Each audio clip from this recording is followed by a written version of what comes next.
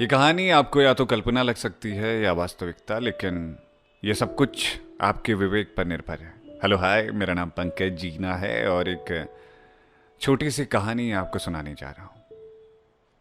एक लड़का, एक लड़की, दोनों मोहब्बत में थे, लेकिन इसकी शुरुआत हुई थी एक तरफा मोहब्बत से।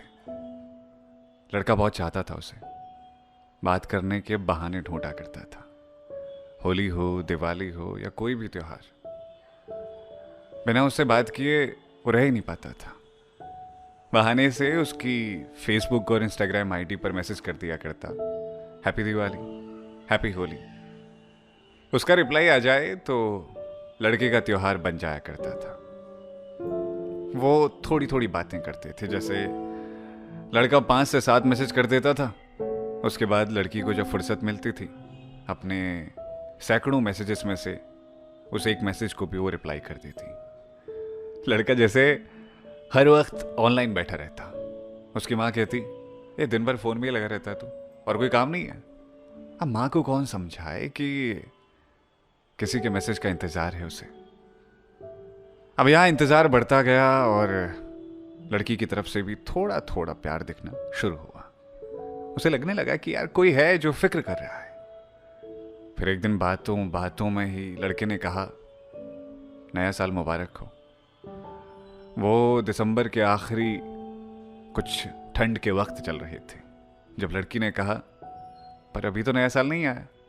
हाँ, अब तुम रिप्लाई तो नहीं करोगी, इसलिए मुझे लगा कि अभी से तुम्हें नया साल विश करना शुरू करता हूँ। जिस दिन तुम जवाब दे दोगी उस दिन नया साल हो जाएगा।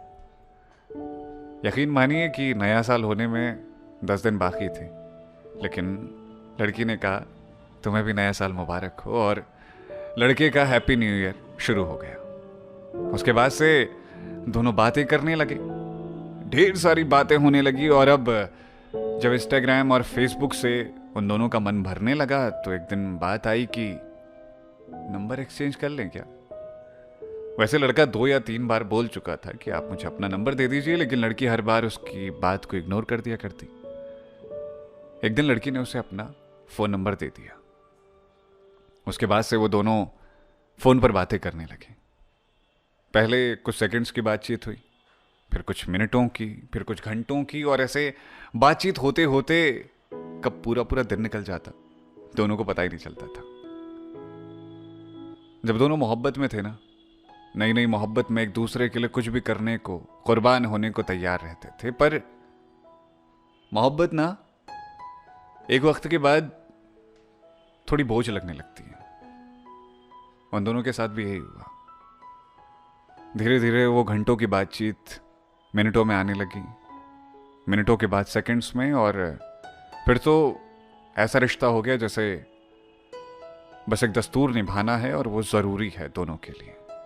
बात होती, गुड मॉर्निंग, ठीक हो? हाँ मैं ठीक हूँ। तुम ठीक हो? हाँ मैं भी ठीक हूँ। धीरे धीरे वो दोनों एक दूसरे से अलग हो गए। जब वो दोनों अलग हो रहे थे ना, उस वक्त पे दोनों को एहसास हुआ कि शायद रिश्ता बचाया जा सकता था।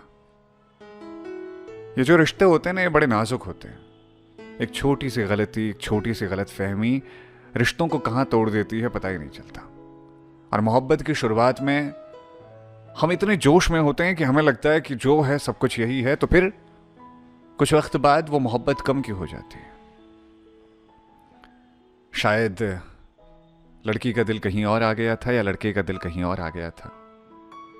ये बात कहानी को कहीं और मोड़ देगी, पर फिलहाल कहानी इस जगह पर पहुंची है कि दोनों अलग हो गए और दोनों की बातचीतें बंद। हर प्रेम कहानी के साथ यही होता है। शायद आपको ये सिर्फ कल्पना लगे, लेकिन असल में जब 2 दिल टूटते हैं ना, तो 2 दिलों की जुड़ने के वक्त जितनी मोहब्बत होती है ना, उससे कई गुना ज्यादा तकलीफ होती है 2 दिलों के टूटने पर। मोहब्बत कहना बहुत आसान है, करना भी बहुत आसान है, लेकिन उसे निभाना बहुत मुश्किल काम। तभी मुनीर नियाजी साहब ने कहा था कि जरूरी बात कहनी हो, कोई वादा निभाना हो, किसी को याद रखना हो, किसी को भूल जाना हो, हमेशा देर कर देता हूं मैं। अपने रिश्तों की कदर कीजिए, जो है पास उससे मोहब्बत कीजिए। कहीं ऐसा ना हो कि बाद में आपके हिस्से में सिर्फ अफसोस आ जाए और आपकी कहानी भी हमेशा के लिए अधूरी रह जाए। ये कहानी वैसे तो कल्पना मात्र है, लेकिन आप इसे वास्तविकता से जोड़ सकते हैं, क्योंकि आपके आसपास कोई ना कोई किरदार इससे मिलता जुलता ज़रूर होगा। शुक्रिया।